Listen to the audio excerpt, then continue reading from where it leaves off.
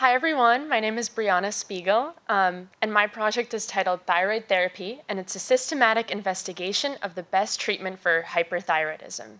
I'd like to extend a special thank you to my advisor, Dr. Elizabeth Pierce of Boston Medical Center's Endocrinology Division, as well as Dr. Carol Pang, my mentor.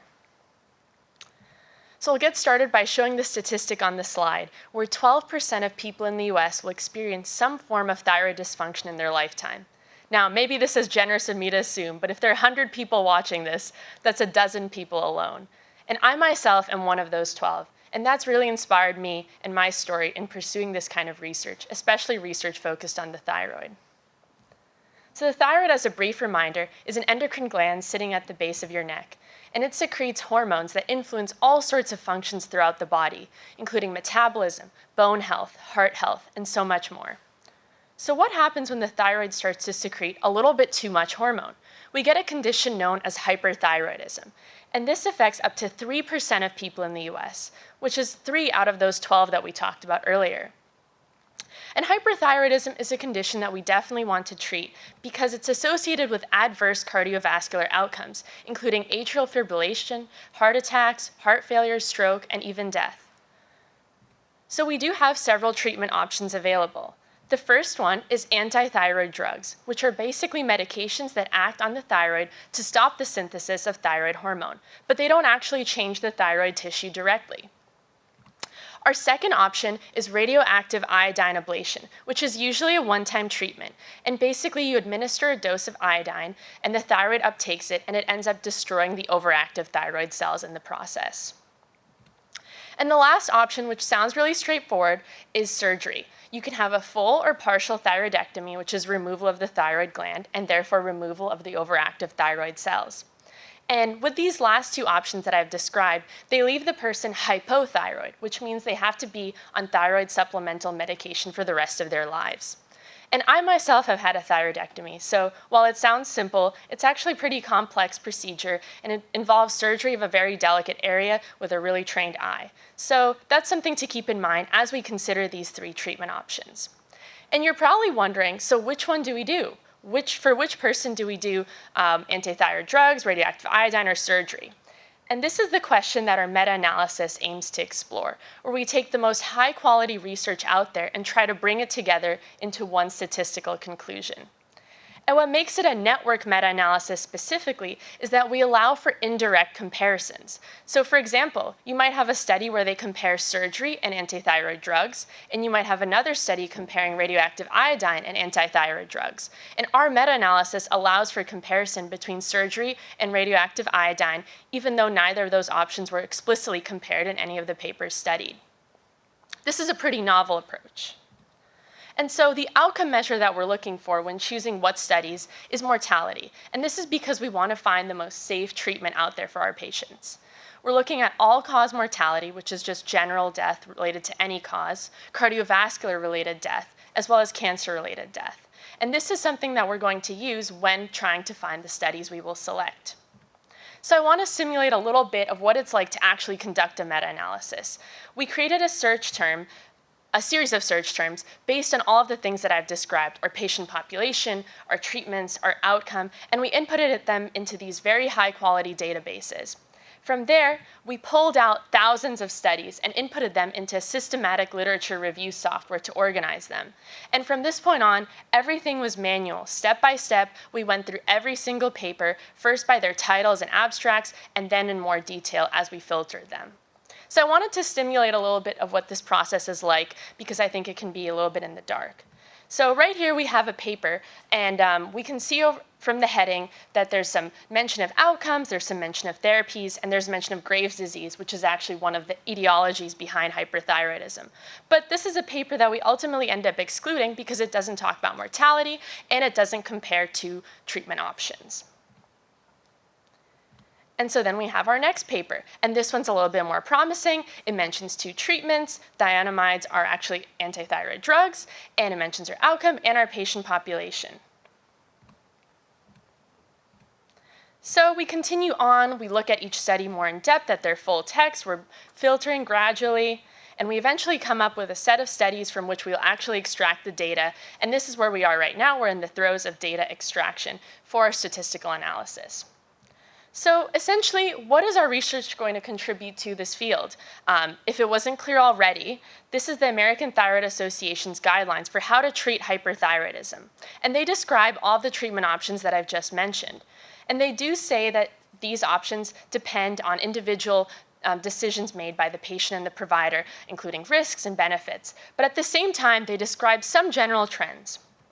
Overall, in the US, radioactive iodine has been more prominently used, but in recent years, anti-thyroid drug use has increased. But they do say that surgery is a great option to consider, as I've alluded to earlier, if there's an expert thyroid surgeon available. Nevertheless, the evidence is moderate quality, which is kind of shocking. The evidence is inconsistent or it has methodological flaws, and this is according to the ATA's definition. So this is where our data will really come in help. Analysis published by my advisor a little while back was a cost-effectiveness analysis in which we looked at the 3 treatment options and found that total thyroidectomy is actually more cost-effective than any of the others. So again, this begs us to consider that maybe we should be considering surgery more often. So again, coming back to my own inspiration for doing this project is that I felt much like this picture was shown when I was diagnosed with my thyroid condition and when we were discussing what treatment options to pursue. I was really overwhelmed, I was confused, and I was getting lots of different opinions from different surgeons on what to do. And so I want to help patients feel better in this scenario when I myself am a provider in the future. I think evidence-based medicine is super important, and this is something that a meta-analysis like this will really contribute to the field. So thank you all so much. And now we'll take questions from anyone that has questions.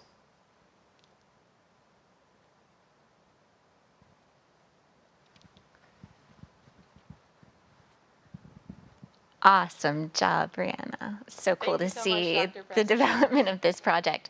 My question is, what do you think are the barriers, previous barriers to providing this kind of meta-analysis? Why does it, that picture of the patient just trying to figure out, why are we here right now without good evidence to help a patient make this decision? Yeah, that's a really good question, and I think it has to do potentially with bias in the field and different trends and resources that are out there. So I think it's really hard to find a thyroid surgeon, especially in areas with less access to healthcare. And I also think there might be influence, potentially of pharma, for all we know, with anti-thyroid drugs. So I think there's a lot of factors to consider. I think meta-analysis have been performed in the past, but ours is unique in that we're really using global data and we're really going through an extensive step-by-step process. So I'm hoping it can bring something to the field, as well as it being a network meta-analysis specifically, which is a novel technique. Yeah. Oh, thank you. That was fantastic. I'm very curious and especially because you mentioned a global analysis, are there differences in like those mortality outcomes in different places, across different population groups that you found? Yeah, I think it's hard to say right now at the stage that we're at because we're still building it. But essentially, I mean, a little bit related to your question is that there have been trends in the past where in Europe certain treatments were preferred, or in Asia versus in the United States. That's kind of a broad statement, but that I'm sure has had an effect on the different mortality rates across these groups.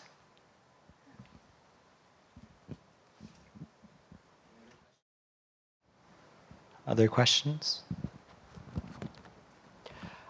I had a question I can ask. So I'm curious a little bit about process in terms of doing a meta-analysis. To what extent are you reading through each study? Do you have an estimated time on how much time you spend on each study, kind of digging through in order to fill out the data? Yeah, so we definitely try to construct our search term to minimize that, but still, like I said, it left thousands of studies. But essentially with those 4-something thousand, we look at their titles and abstracts, and some are just obvious that it wouldn't work, and some it's more clear that we would potentially want to move them on. So that only left about 90 papers for the full text review. And that we actually found the PDFs and really went through all the papers in detail. And so it's a little bit more manageable, but still a very time-consuming process. So I wanted to acknowledge that process, as well as, I didn't mention this at first, but I myself went through all the papers, and then my mentor did as well. So it was 2 sets of eyes to look at it to ensure the accuracy. Is this working?